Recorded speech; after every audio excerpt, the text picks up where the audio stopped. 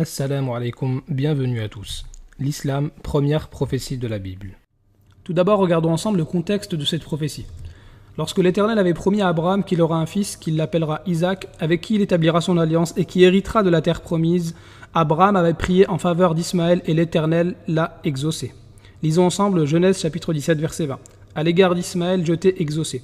Voici, je le bénirai, je le rendrai fécond et je le multiplierai à l'infini. Il engendrera 12 princes et je ferai de lui une grande nation. Or, historiquement, la nation d'Ismaël n'est devenue une grande nation qu'avec l'islam et avec le prophète Mohammed alayhi salatu wassalam. Mais est-il possible que l'islam soit une fausse religion? Réponse détaillée en 6 preuves. Preuve numéro 1, origine divine de la nation d'Ismaël. La première fois dans toute la Bible que l'ange de l'Éternel apparaît, c'est en faveur d'Ismaël et c'est dans le désert d'Arabie pour prophétiser justement cette nation. Genèse chapitre 16 versets 10 à 11. L'ange de l'Éternel lui dit « Je multiplierai ta postérité, elle sera si nombreuse qu'on ne pourra la compter. » L'ange de l'Éternel lui dit « Voici tu es enceinte et tu enfanteras un fils à qui tu donneras le nom d'Ismaël, car l'Éternel t'a entendu dans ton affliction. » Donc Ismaël, c'est un nom choisi par Dieu avant sa naissance, tout comme ce fut le cas de Jean-Baptiste et de Jésus. Et Ismaël, c'est un nom qui contient le nom divin, comme Israël, Samuel, Daniel ou Ézéchiel. Preuve numéro 2. L'Éternel voulait-il consoler ou égarer Agar? L'annonce de la nation d'Ismaël était censée consoler Agar dans son affliction, comme il a dit dans Genèse chapitre 16 verset 11, « Car l'Éternel t'a entendu dans ton affliction. » Si la nation d'Ismaël avait pour origine Satan, comment Dieu pourrait-il la consoler à l'aide d'une nation satanique? Preuve numéro 3. L'Éternel a-t-il exaucé la prière d'Abraham?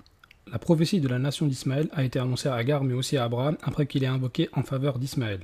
Genèse chapitre 17 verset 20. À l'égard d'Ismaël, je t'ai exaucé. Voici, je le bénirai, je le rendrai fécond et je le multiplierai à l'infini. Il engendrera 12 princes et je ferai de lui une grande nation. Mais comment Dieu pourrait-il exaucer l'invocation d'Abraham en lui accordant une nation satanique? Preuve numéro 4. Abraham sera multiplié à l'infini à travers Ismaël. On remarque que l'Éternel a promis à Abraham qu'il sera multiplié à l'infini. Genèse chapitre 17 verset 2. J'établirai mon alliance entre toi et moi et je te multiplierai à l'infini. Cette description d'être multiplié à l'infini sera répétée non pas pour Isaac mais pour Ismaël. Genèse chapitre 17 verset 20. À l'égard d'Ismaël je t'ai exaucé. Voici je le bénirai, je le rendrai fécond et je le multiplierai à l'infini. Ainsi c'est par Ismaël et non par Isaac qu'Abraham sera multiplié à l'infini. D'autant plus que le terme infini en hébreu, c'est bi me'od me'od, qui a la même valeur numérique que Mohammed selon la Gematria, une des interprétations juives. Preuve numéro 5. Dieu sauve Ismaël de la mort.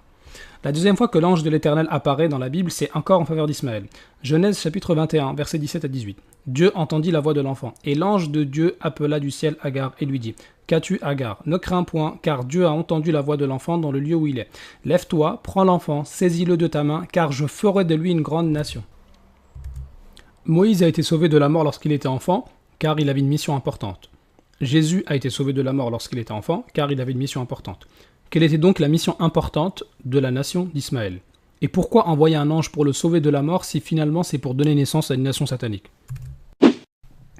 Preuve numéro 6. Une bénédiction non volée. Selon la Bible, Israël, c'est-à-dire Jacob, s'est fait passer pour son frère aîné Ésaü afin de voler la bénédiction accordée par son père Isaac. On lit en Genèse chapitre 27 au verset 24. Il dit « C'est toi qui es mon fils Ésaü » et Jacob répondit « C'est moi ». Et un peu plus bas au verset 35, Isaac dit « Ton frère est venu avec ruse et il a enlevé ta bénédiction. » Donc en fait, Israël et ses enfants n'ont obtenu le don de la bénédiction et donc de la prophétie que par un mensonge.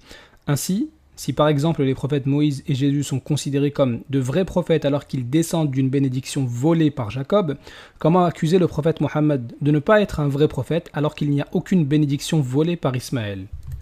En conclusion, l'islam est la première nation prophétisée par la Bible et ne peut venir que de Dieu. وَإِذْ جَعَلْنَا الْبَيْتَ مَثَابَةً لِلنَّاسِ وَأَمْنًا وَاتَّخِذُوا مِن مَّقَامِ إِبْرَاهِيمَ مُصَلًّى وَعَهِدْنَا إِلَى إِبْرَاهِيمَ وَإِسْمَاعِيلَ